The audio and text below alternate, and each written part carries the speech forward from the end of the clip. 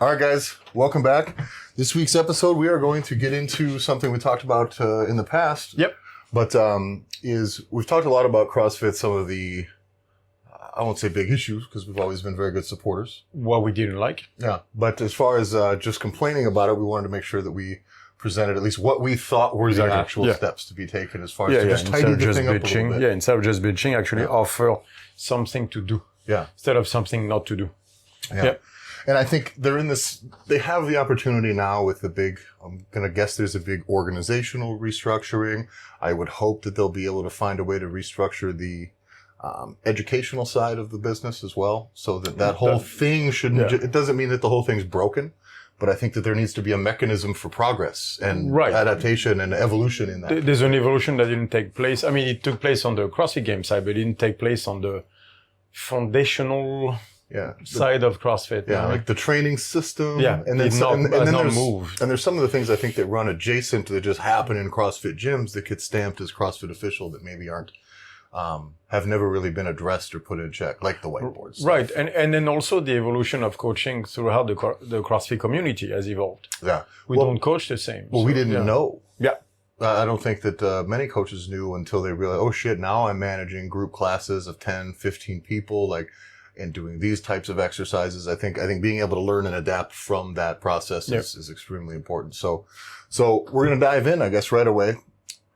We've got, do you want to go into coaching side of the thing first? Yeah. Okay. Sure. So on the coaching side of the things, one of the main ones you had mentioned was to redefine some of the cues we're using. Right. Oh, well, yeah, because my idea was to really redefine what I believe is the source of a lot of issues, which is tension over position. Yeah. Like I think as a coach, I understand where it comes from, that I position because it's easier to teach, knees out, look up, chest up.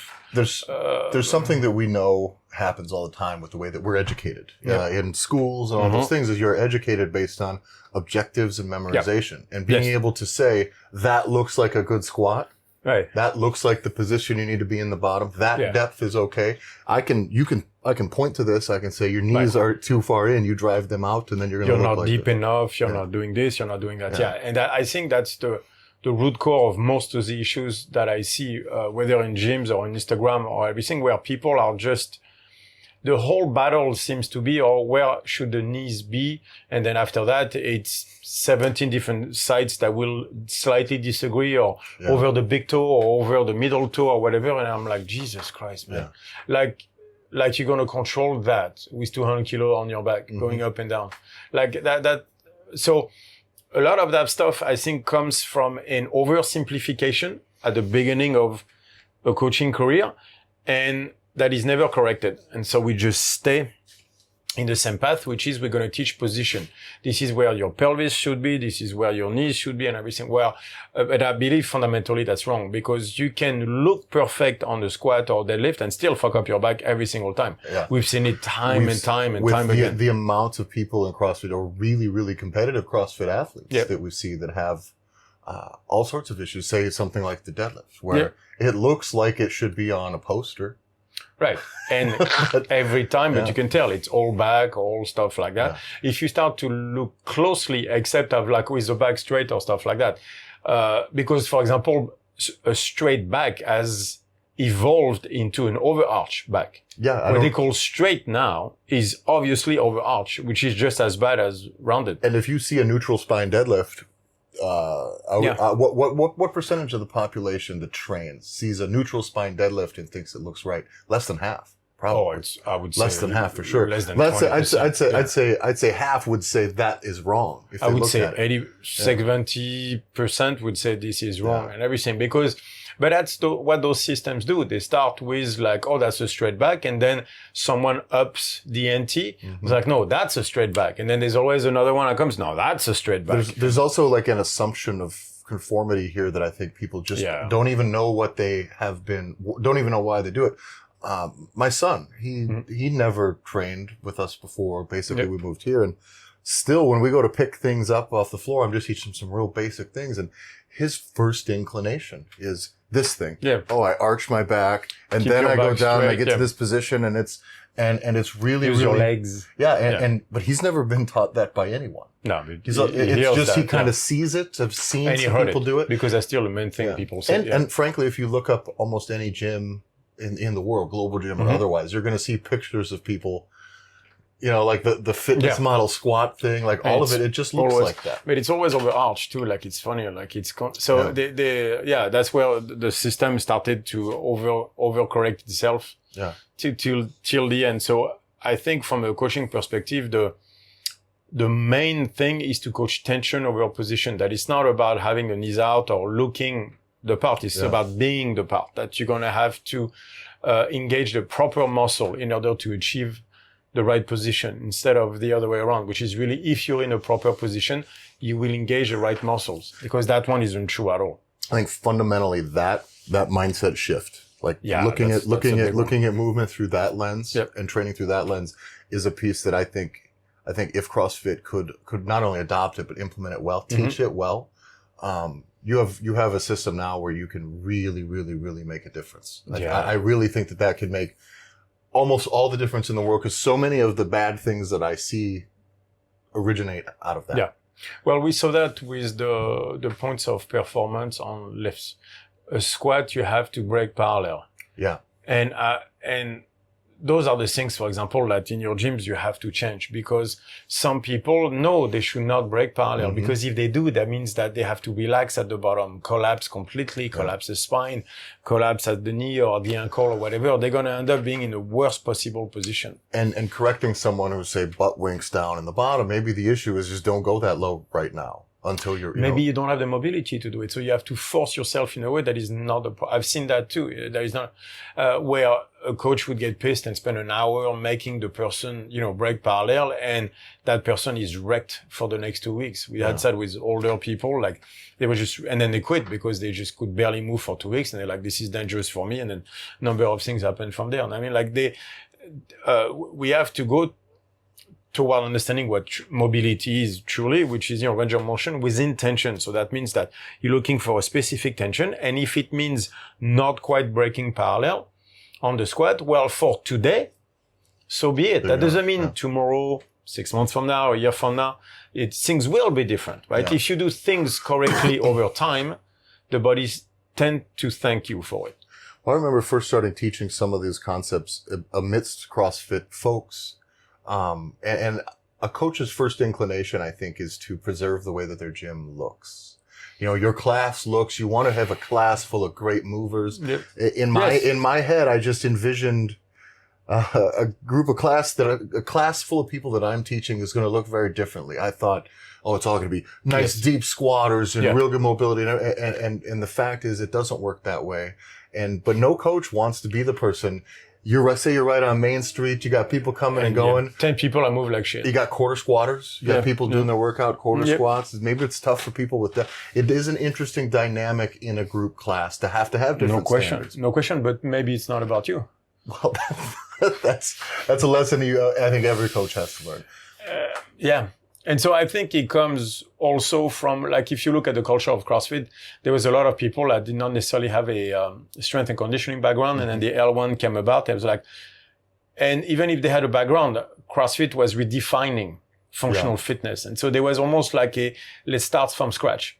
You saw that in bashing the global gyms, like we don't do this, there was a lot of, at first it's like we don't do low bar squats, remember? So there was a lot of, with CrossFit, we start from scratch. At CrossFit is 0.0. We're just redefining everything. But I think I do think the willingness to do that was important, and I think it needed to happen at the time, because you did have to throw away a lot of bullshit. I am a supporter of CrossFit. That will never change. But that being said, position over tension is always a mistake, regardless of the activity or the sport. So when I hear a coach in sprinting say that, I disagree. So I think it's more a foundation of movement than anything else. Well, imagine the level of injury prevention you could do if you're teaching, say, your football players in the bottom of position. Instead of, you get down all fours and do this. It's like, no, where to have tension, where to be spring loaded and ready to fire, where to do that. And you're much more useful than a guy who's just in the position waiting for the ball Yeah. to move. I think injury prevention, I think effectiveness, performance, all of it improves. Effectiveness, performance, no question. Now, is that going to be harder for coaches? Yeah. Right.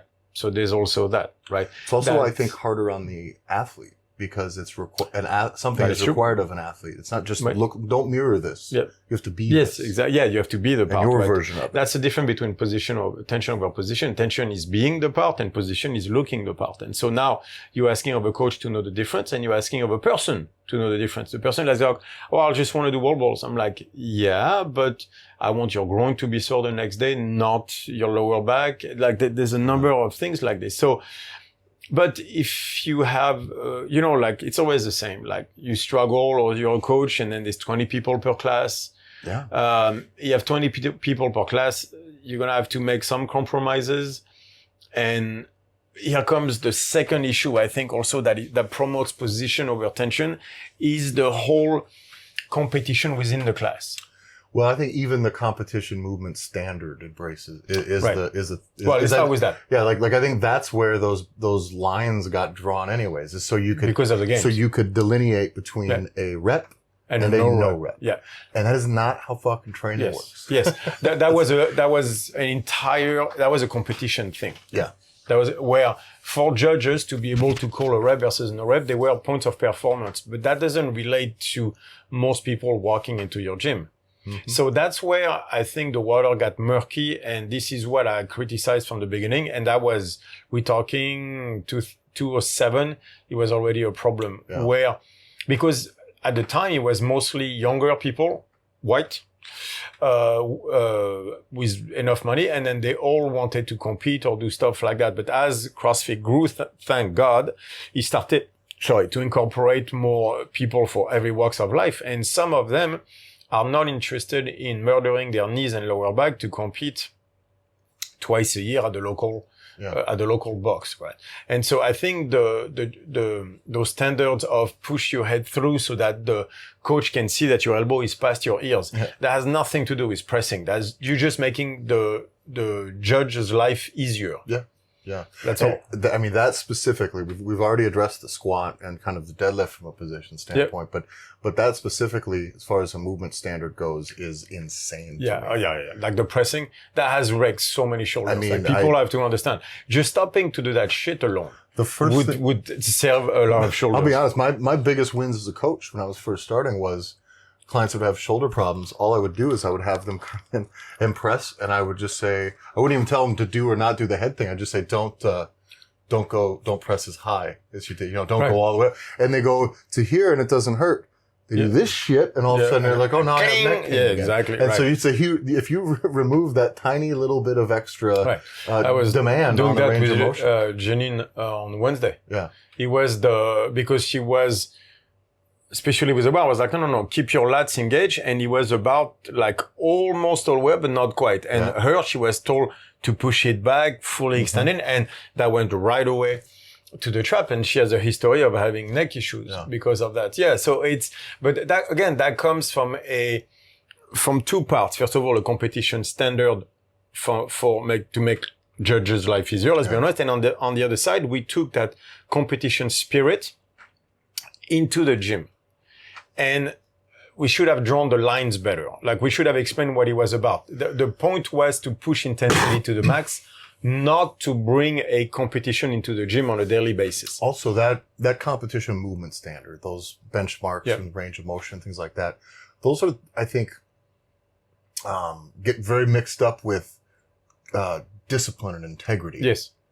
And I'm telling you, that is not it. Yeah. Like squatting to depth with dog shit technique and just flopping into the bottom or just bouncing off your back of your calves and coming back up with really no tension, just to do a wall ball. That is not discipline. That's not integrity. That is not movement with a purpose. And there's no tension in that. You're missing out on what that movement really could be for you. But where is that coming from? It's coming from people that cut reps in the gym that, because they want to win the workout,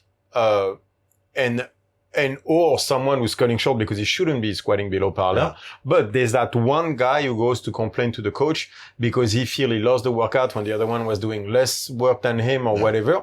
And But that's the problem when you bring a competition within a class system. You have the same thing in jiu-jitsu. Like if you start to let the guys talk about what they did in the locker room, then you start to create that weird mood where everybody wants to win and score points and everything. And you ruin the learning experience real fast. What do you think about that? About its place, call it scorekeeping or whatever, or the quote 4-time, whatever in a CrossFit. I've only see it driving some people toward anxiety and the other one toward complaining. And that's what I saw over the long term. I did see in short-term benefits. I can't weigh the cost, I guess, over the long term, but I did notice, at least in me and a few of the people who maybe would be at that point where they're getting a little bored with training after a couple of years or so. Like that little bit of like, yeah, this dude, I know this guy, they're my people in class. Like I know that he's 3 reps ahead of me. Like it's a way to push. But I do see I think it makes it very challenging for new clients to come in and want to participate in something that's immediately competition based. Right. And I think honestly, it's an ego trip. I think so too. And I do think it feeds it. In my opinion, I don't know if it totally has to go. What I started doing was just writing workouts and programming to which, the score was not necessarily even a thing. Personally, in most of it. I would get rid of the whiteboard. Yeah. Personally, I would not let people put their score up.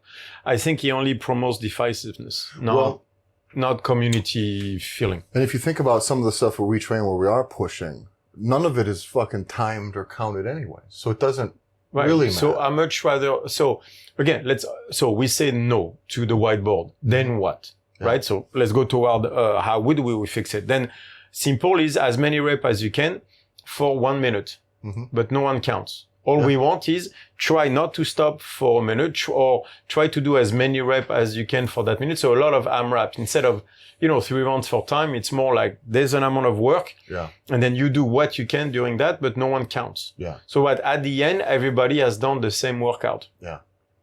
But based on, it's the problem is I did that workout, but I did 26 reps. How many reps did you do? Then you're promoting not paying attention to what you do, but paying attention to what the others are doing. And I think from a system standpoint, that creates an incentive that there is not a single positive thing that comes out of incentivizing that. If writing down a score happens or keeping track of your shit, I don't see anything bad about it. If pushing some, but the moment you incentivize it by being like I did win, like for just that thing in that day in a training session where the goal maybe is not to risk everything for those extra 2 reps of poor quality movement. I think that once you incentivize that it spins out of control. Every single person who's been or coached or owned a CrossFit gym can relate to what happens with that. Is you see people push for that. You see people mad at other people in the gym. Like always, who fucking cares? Yes, but those people will always be mad. The second is a competition that they go like this. Remember what 4-time meant at the beginning and why it happened. Greg Glassman did it so that we could be able to measure fitness. That was his idea. This pitch was like, let's measure fitness. How do we know we're getting better? You have grace, you do grace 3 months later. Are you doing better? You're fitter, which the principle makes complete sense. And at the time, that is true that there was low intensity in global gyms and no one paying attention whether they got better or not. Yeah. So it was an improvement in that sense, but it led to that weird competition mindset, which happens at the cost of movement. It's daily testing is what I see often it becomes. And daily testing means there's a daily result on where you are instead of work being done. If you go into a training session and you view it as a test of your fitness instead of a building of work. Your fitness. Yeah, right. It's like shit. I'm not good. So let's test every 6 weeks, 10 weeks, or whatever. But this is where, from the beginning, I disagree with CrossFit. Me, like fundamentally on this, it was like every training session is a test. Yeah. That I was like, no way. You know, because I come from jiu-jitsu. Yeah. From grappling, and if you do that, you'll never last. And all white belts try to do that, where every single session is a fight, and we all break. Yeah. So that aspect of competition in the gym, I disagree with. So I would get rid of the whiteboard and only test every 6 weeks, 8 weeks or whatever. But I do not like that idea. And I think it's an overall that promotes position of your tension. Because again, if you have a competition, you need to measure who broke parallel. That's a rep, that's a no rep. Where when it comes to, first of all, building fitness, it doesn't work. That's only testing fitness, not building it. And from a coach's perspective, he makes you a class manager who's just counting reps instead of coaching. Well, let's talk about the system, if you will. Do you want to get into the kind of the tools of CrossFit? Right. Yeah. Let's go into that. So right now what I see CrossFit use is just some real basic tools, which is good. It keeps it simple. I think overall there's nothing wrong with any of the tools that they use as they sit. I do. The sumo high pull is... Sumo deadlift high pull I'm not super in love with. I also don't know that the snatch and clean and jerk, I think they could be a specialized thing once you get beyond a certain point. Definitely. You can segue from your functional CrossFit training into, now I have these tools, let me express that in weightlifting, which I think is better done. That's just my opinion, but I don't believe that they belong as pillars, if you will, of a everybody overall health training system. They matter. They have value, I think, for someone that wants to do them. I've done it for quite some time and I do enjoy it, but it's very, non-inclusive and it's not beneficial for everybody, no matter what they say. And again, what was the point? The point was functional movement. That was the interesting part. So now we can have a conversation whether the barbell belongs in a conversation about functional movement. Mm-hmm. My opinion is no, it does not, because it's a very specific grip. It's, you get away with stuff with a barbell, like, the second it gets awkward, like we say with an axle bar or a log or a sandbag, and right away you realize most of the strongman movements are about pure strength, just power, whereas Olympic weightlifting, a lot of it is technique. Of course, they're very strong people, but it's so much technique. When does it become not detrimental, but when is the trade-off not worth it? Where you have to work so much on technique to get the stimulus without, I could get the same stimulus with a sandbag in literally a 20th of the time. I think one of the greatest things that CrossFit teaches in the level 1 is it's a guiding principle of theirs, which is the fitness to sickness continuum, right? Yeah. And so I believe that weightlifting, if you can weightlift well, your mobility is all right, your strength is good. It's a good marker of where you are on the fitness, kind of, your durability. But that's the thing. It's your marker. True. But it might not be somebody else's marker, but it's your marker. But for somebody to come in off the street to progress their weightlifting is going to actually hold them back. They could be doing so many more things to drive them closer to what a real definition of fitness is, that I just think that you're better off using the thing that's let's cover the ground. Let's get them over to the fitness side of this continuum so that if they get sick, get in a car accident, then we're really building health into this system that way, instead of just using the same fucking 9 tools and just jamming people through. And again, why did we use those? Because Greg Glassman had $5,000 to start a gym. He put a barbell. Olympic weightlifting was there.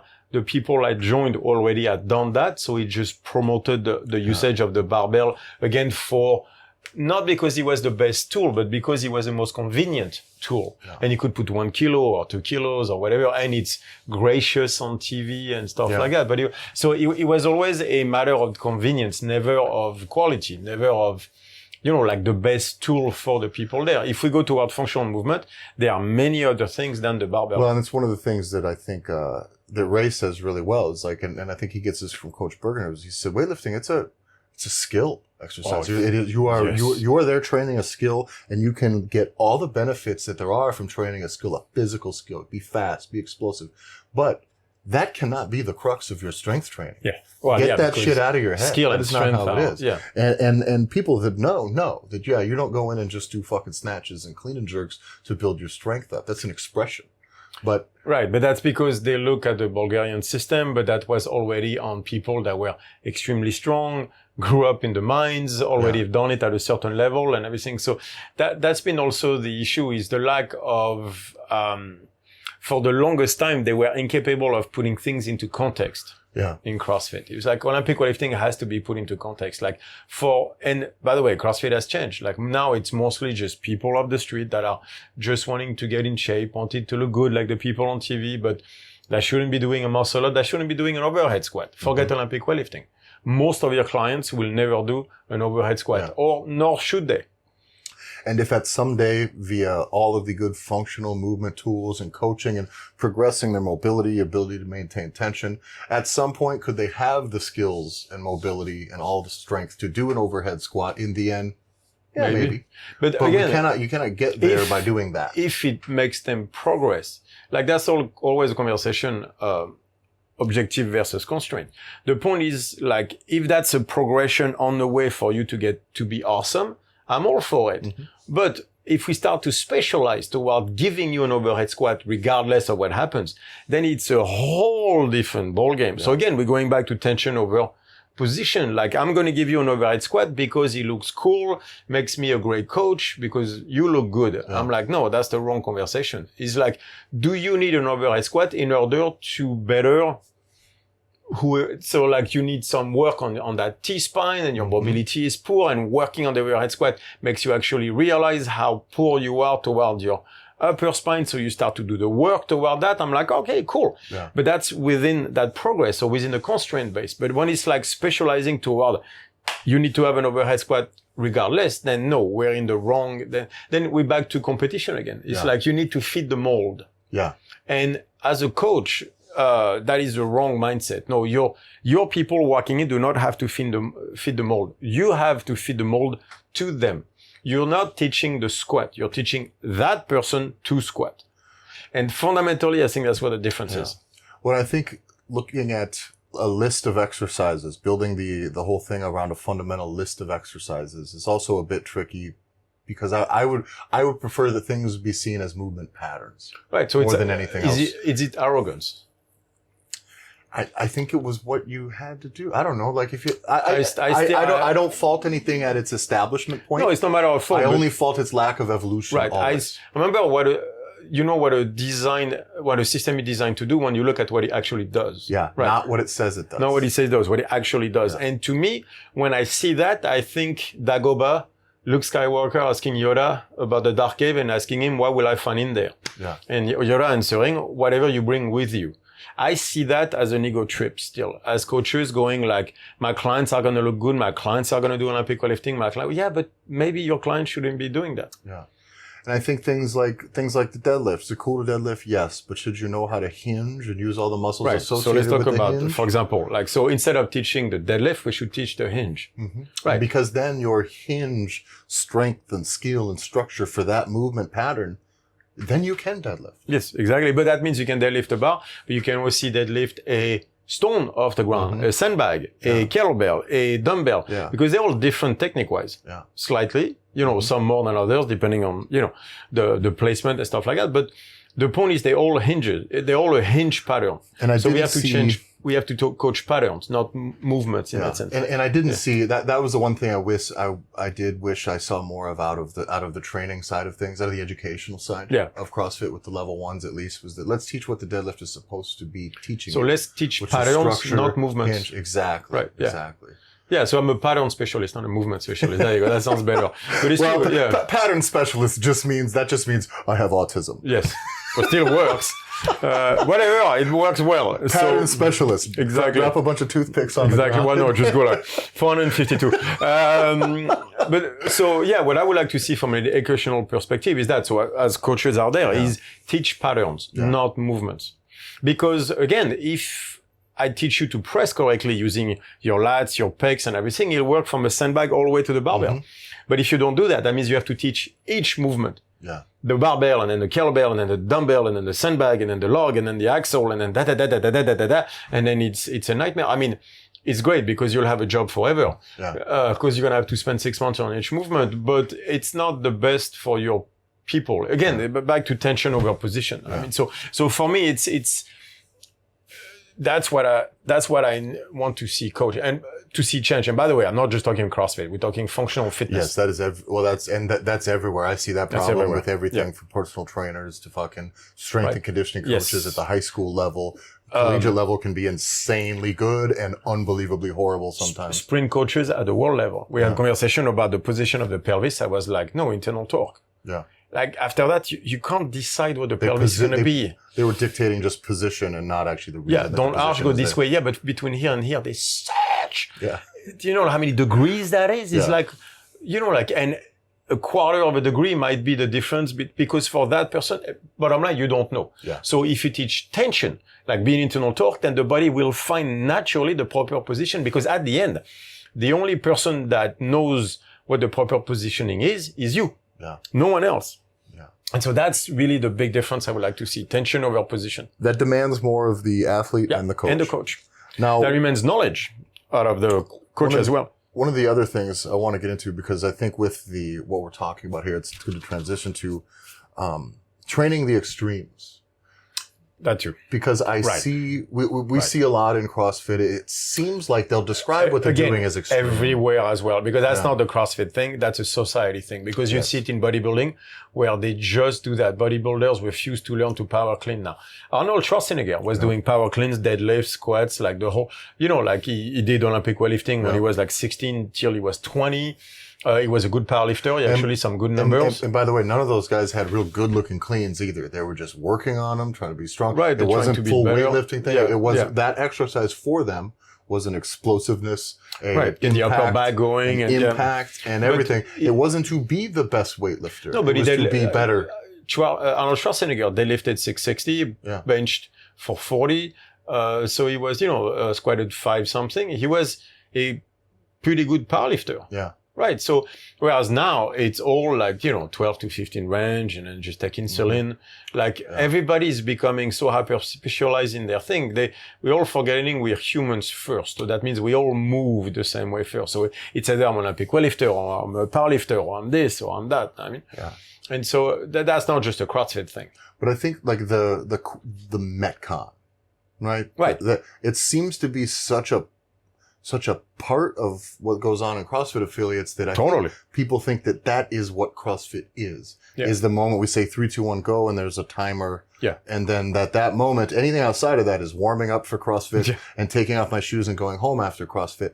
I think it's very important to understand that narrow little space is just one expression, one energy system, one set of shit. And there's so much more to what CrossFit defines as fitness than what that is. And all you have to do is look at the .com from like 207, 208, 209, 210, and you will see not that much barbell, a lot of dumbbells, a lot of dumbbell work, which I always happy to see, movement box, all the plans of movement, but you'll see, usually what is that, like one hero workout a month.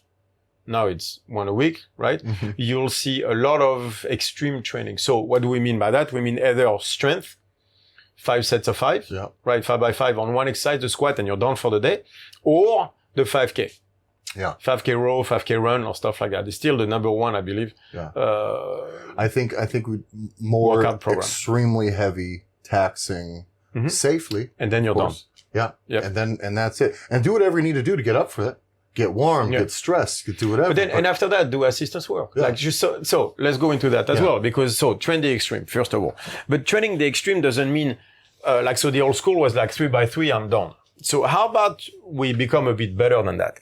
How about we do a 3 by 3 on a deadlift, but then realize, hey, I need to do assistance work in order for things to, Now you can start to do your banded curls with the band like I like to do, or sandbag carries, or stuff like that. Yeah. Right? Bent over rows, like there's barbell bent over rows, exactly, right. For a training methodology is so married to the barbell. Right. Yes, I know. Fucking saw barbell rows, and when you talk about lats and strength and overall structure, to make you durable for everything else that you do. Nothing is better than barbell rows. So, how about we go back to the whole idea of training extreme, because it is very important, because you need to balance the arch, right? Yeah. But when we do strength training, then let's do a real strength training session, which means let's do a 3 by 3 or 5 by 5. Let's put the assistance work, and everybody has to work on what they need to work, and that'll be a good full session. And trust me, you'll be plenty tired. Yeah. And then on the other side, let's do the 5Ks. Mm-hmm. Not for me, but for you guys. The runs, the rows, the stuff, which is not true because we still need to do it. But, then we can start to promote maybe nasal breathing, or because we want aerobic work now. Yeah. Not just that constant dying. It's like the number of people that only test their cardio, but do not build it. And don't get me wrong, I was guilty of that as well.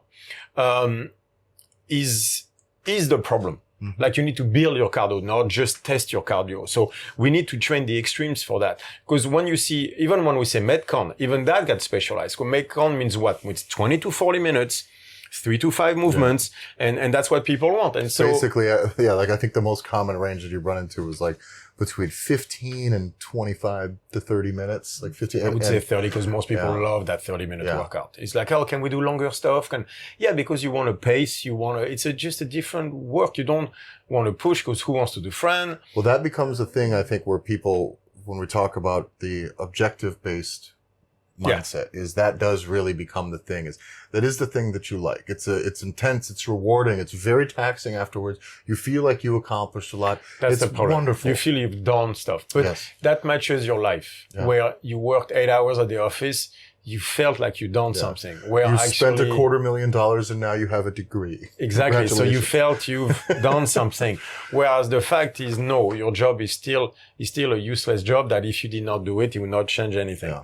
Because that's really how you feel inside. So you go to the gym and you want the same thing. You don't want to necessarily be good at something, but you want to think that the effort you put into it is worth the energy. Yeah. And so, if I done 40 minutes of work, now that's a good work. That's a good amount of work. Just like all the work I'm putting at the accounting firm is a good amount of work. Now, I'm sorry, but it's that. Well, and that does also boil down to, I think, how those workouts are done and what the stimulus that they get out of them is very much also affected by the competition side of things. Where if it is as many rounds and reps as possible in this 30-minute window, it is in my best interest to find that sweet spot where I can put out the most and maintain it the whole way through. You strategize, that gets me the highest number.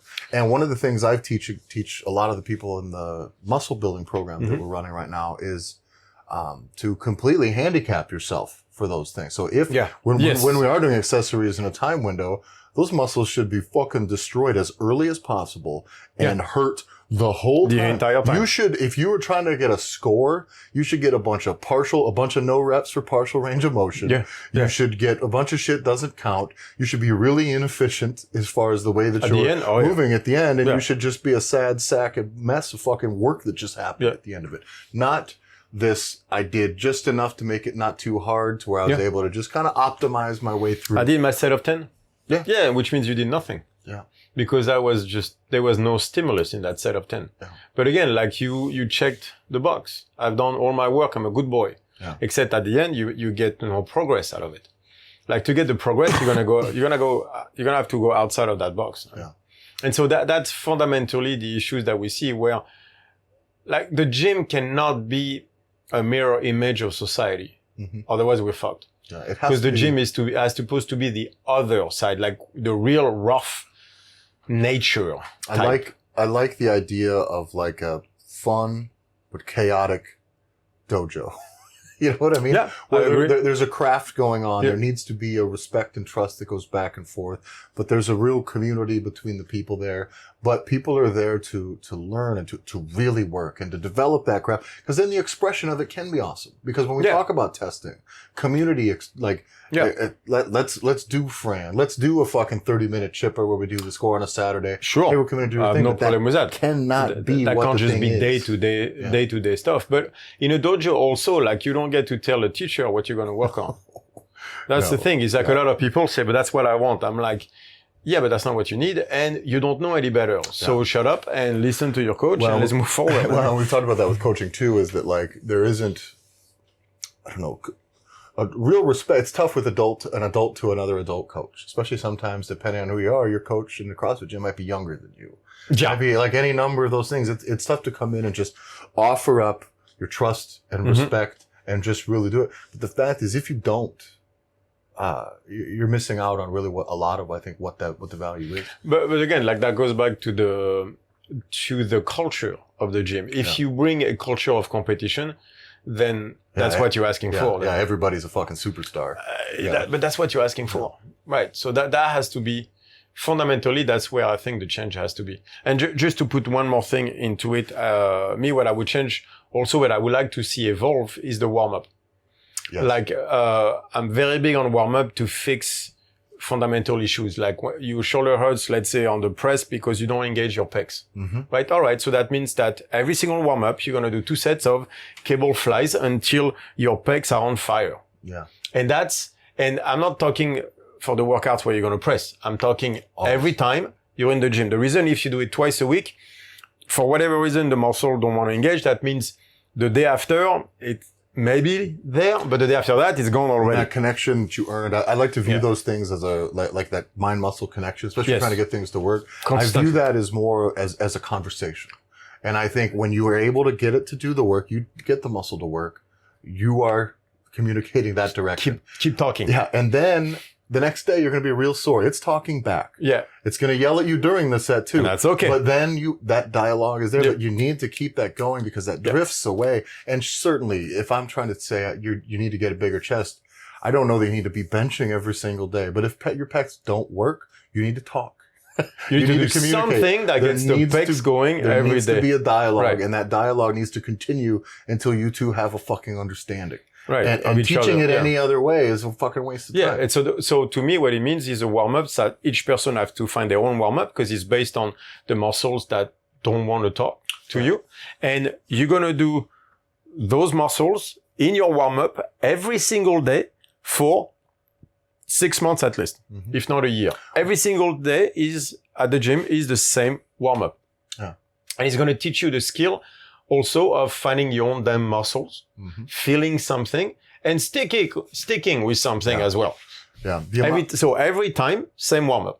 Well, I think for coaches, that's actually it's not a difficult thing to do. It'll make your job a lot easier too. If you can do so much with If you can take that time, if eventually it becomes the way your system is, you bring someone in, and over the course of the assessment period or intake or whatever, and you can know what works for them and what doesn't. And like we've talked about, we can say we have 3 needs that you have to do. So you're going to do these 3 things every single day. You teach that person how to do that, and then they can do that every single time. Maybe they'll do another 2 or 3 other things that are specific to that day. But every day they will know what probably those 3 things work every single time. Yeah. And biceps, hammies, calves for me every single time. Don't care if you like it or not. Yeah. And he also will teach you that, like to define your muscle, talk to them, and whether you like it or not is not the point. Yeah. You do what you need and instead of doing what you want, which is also a major part. Yeah. And so you can do that warm-up can help you so much. If you could just take those 10 minutes to do the exercises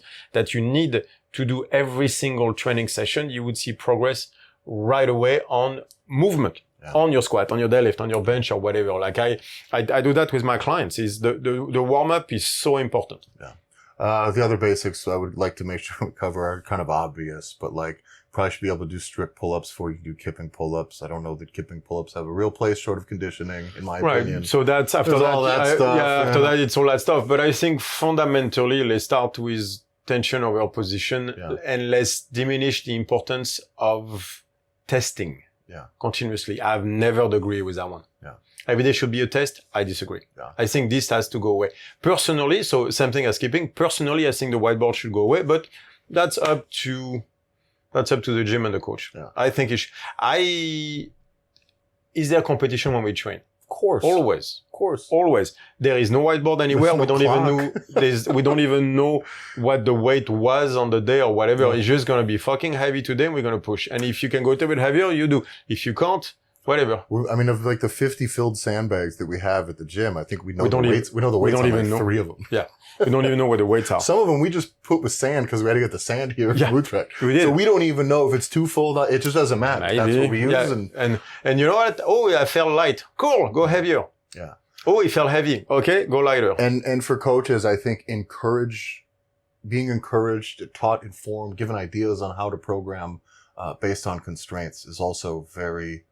it's a skill that I think you need to practice. Constraints. That might be eventually a program that we do is programming based on constraints instead of objectives because there is no one doing that. Everything is objective based. Yeah. So that might be a program one day that I try to put out there to teach coaches to program based on constraints. And again, it's not something that you can come in and just start because I don't know what that looks like, but I think what you should do is try to program one day based on only constraints. How do you word that? How does that work for your people? What does that look like? But remove that time for numbers, set exercises, at top end ranges of motion. You're operating somebody else's fucking system when you do that. And it's not who it benefits. I don't know. No, that's why like keeping track. It's the same thing with people who say, well, you need to keep track of your training. I'm like, but what are you keeping track of? Of just the weight lifted on the barbell, but, versus a sandbag, but now you're stuck using only the sandbag because otherwise if I do 1 week the sandbag and 1 week the barbell, I'm keeping track, but those numbers don't match. No. And what if I keep track of the number on the sled? Yeah, but depending on the flowing, it's different. You know what I mean? Like we get into those weird... We think that it's freeing. You think that having those things along the way give you freedom because you don't have to think about them, but they tie you up. They tie you up, and then here comes the anxiety and stuff like that. The idea that you have to have those precise programs to make progress is, to me, it's a sales argument. If you have if you have all your other variables in check, absolutely, the most optimized wave and volume and all this shit. If you know the other stuff, yes, right. But when I'm talking about if you train just with a barbell, too. But if you want to know why CrossFit is important for both of us, is obviously we're not training in a CrossFit gym. We're not 3-2-1 going with groups of people. Yeah. However, again, we've said this many times, but the reason CrossFit was important to me is I thought that human health, it's the best tool. Right idea. I think it is the best tool that we have to take what this is, make a few of these adjustments.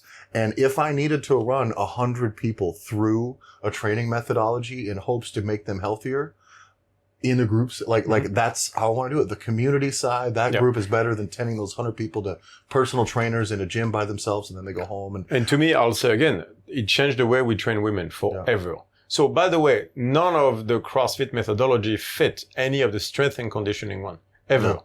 And that's why at first there was such a clash between the only lifters, people forget, the powerlifters, bodybuilders, and CrossFitters, because CrossFitters came and threw all the books out the window and basically wrote their own. Yeah. And you have to give credit where credit is due. When it came to training women, the shit works. Yeah.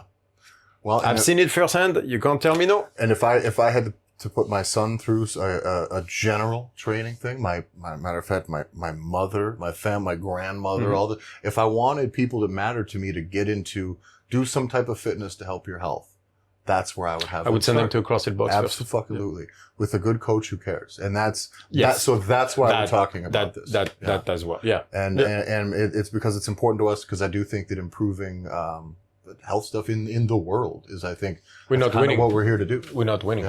Yeah, and so it gives us a base. Yeah. And I think right now the best base I can use, even for the templates, is always a CrossFit gym. By the way, there's that too. That's why I want to see CrossFit gyms do well, because this is where you can find the equipment to do my template. This is where we can go teach our seminars. This is CrossFit gyms are our home, not CrossFit.